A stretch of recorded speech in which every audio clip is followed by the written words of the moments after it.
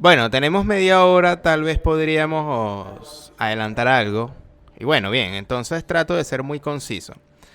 Así que me niego porque no se me ocurre decir cómo hubiera escrito las leyes. Cuando me llamen en el Parlamento, de momento no, si un día cuando tenga 200 años lo harán de muy buena gana, me llamen como consultor para la redacción legislativa. Pero puedo decir, por lo tanto, daré algunos ejemplos sobre la influencia que tuvo cierta interpretación del texto bíblico en ciertas orientaciones jurídicas, filosóficas y biotecistas, que luego fue funcional a la traducción en norma de unos contenidos y no de otros. Doy al menos dos ejemplos. Primer ejemplo, Ley 40 del 2004, ley sobre la enorme materia de la procreación médicamente asistida.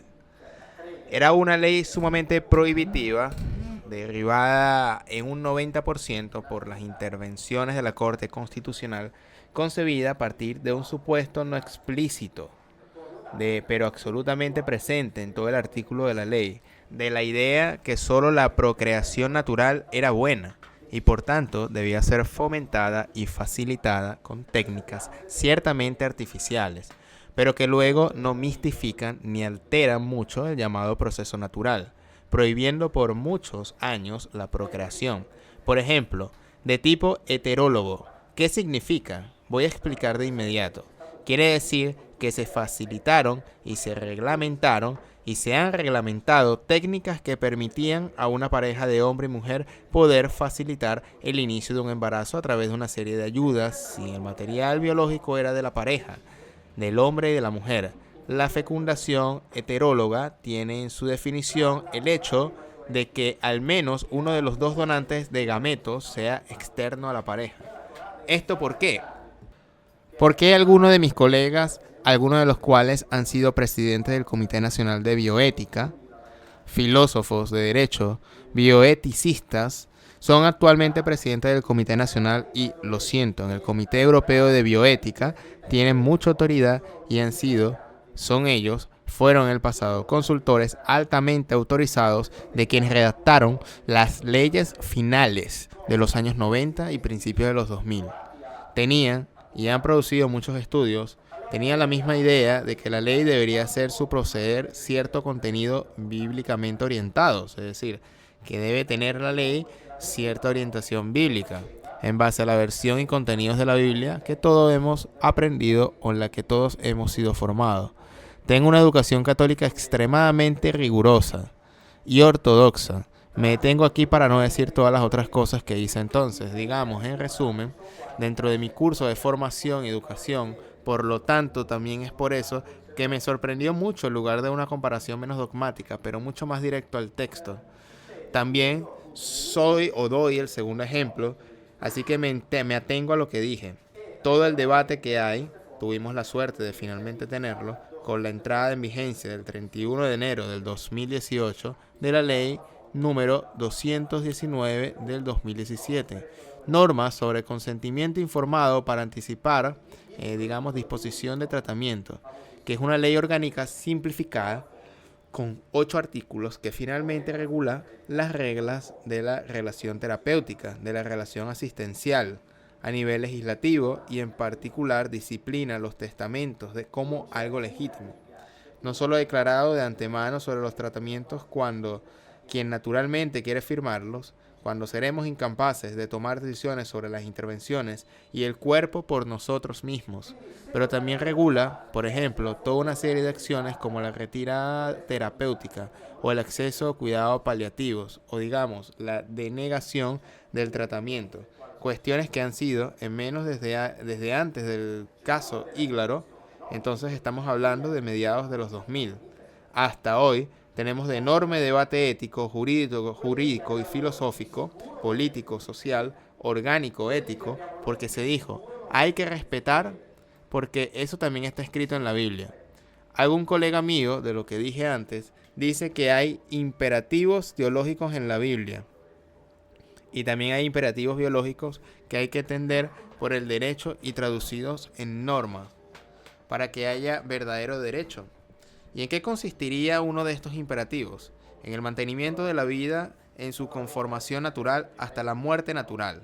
De hecho, y por lo tanto, considerando sustancialmente cualquier tipo de intervención dirigida, por ejemplo, a la abstinencia terapéutica, a lo que se puede conducir a la persistencia terapéutica o ser reprochada a nivel moral o ilegal. No iniciar o detener un tratamiento si un sujeto en el estado en que se encuentra decide que no quiere iniciar o no quiere continuar un tratamiento.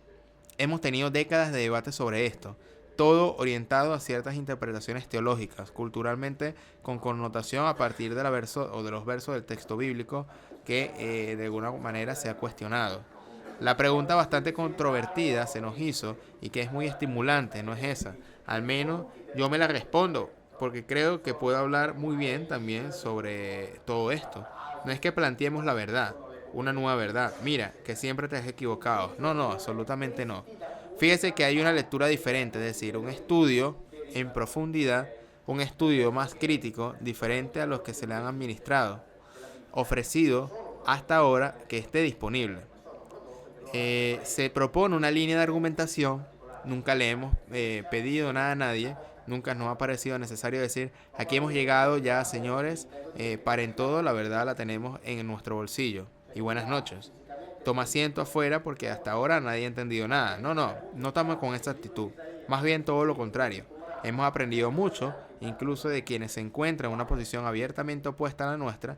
Hemos tenido comparaciones fructíferas, porque el punto no es tener razón.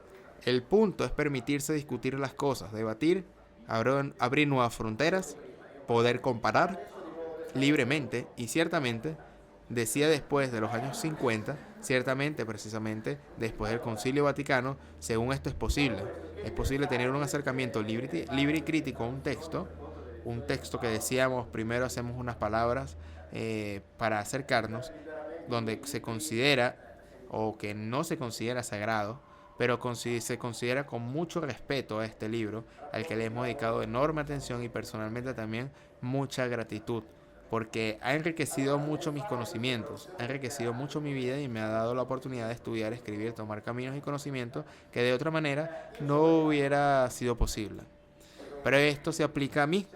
Y ninguno de nosotros con este libro, con los que otros que han escrito nuestras contribuciones individuales, pensamos en elevar nuestra propuesta, nuestra reflexión a modelo general de comportamiento o interpretación. Y no, se dice, mira, hay muchas maneras de acercarse al texto de la Biblia.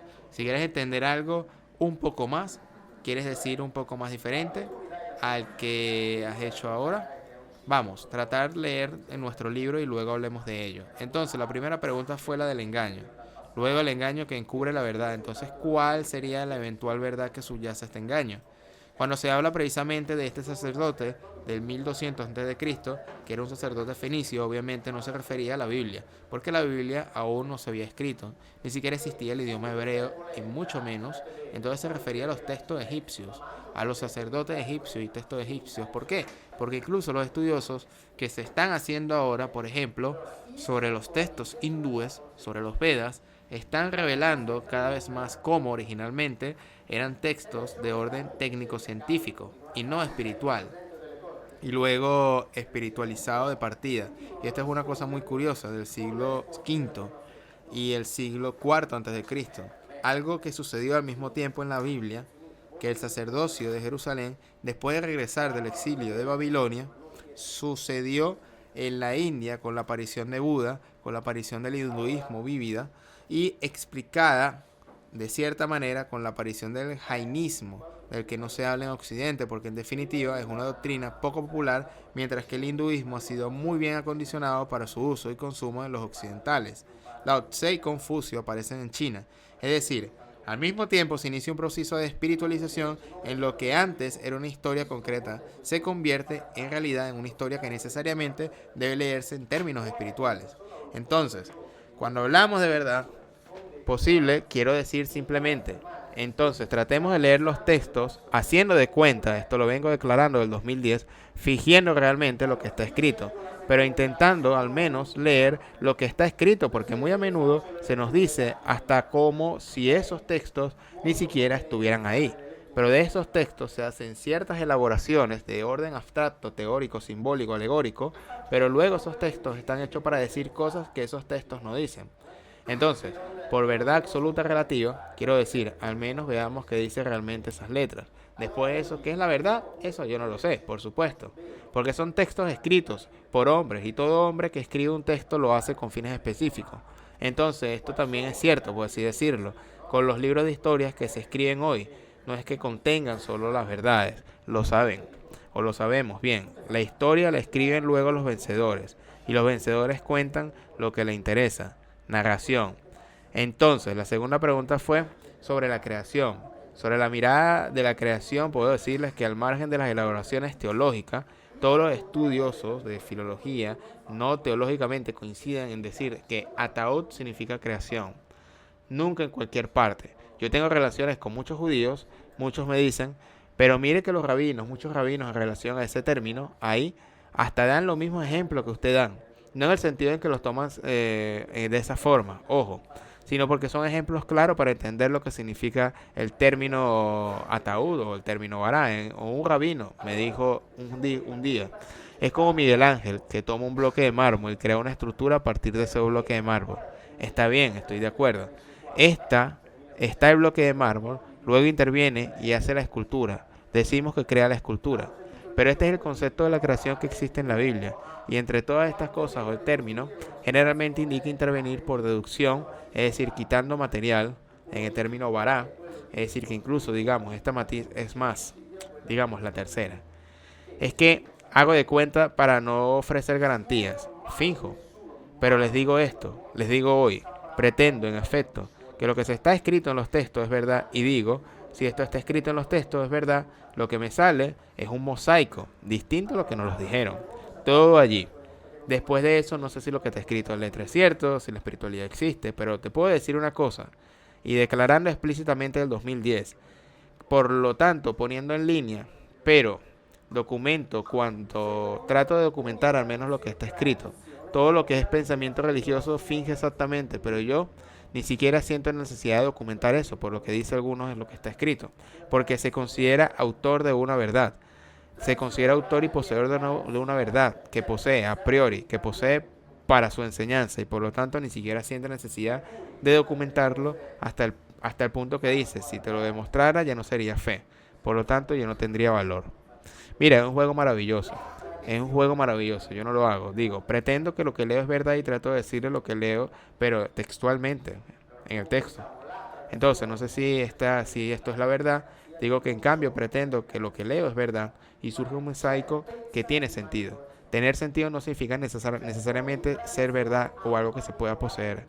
La teoría puede tener sentido, incluso sin ser cierta, por supuesto, pero tiene sentido. Y seguro, tiene mucho más sentido de lo que nos lo dicen. Todo allí trata de ser conciso por razones de tiempo, porque al final, de alguna manera, lo que vale es lo que se lee, más allá de la interpretación, que eso es algo personal.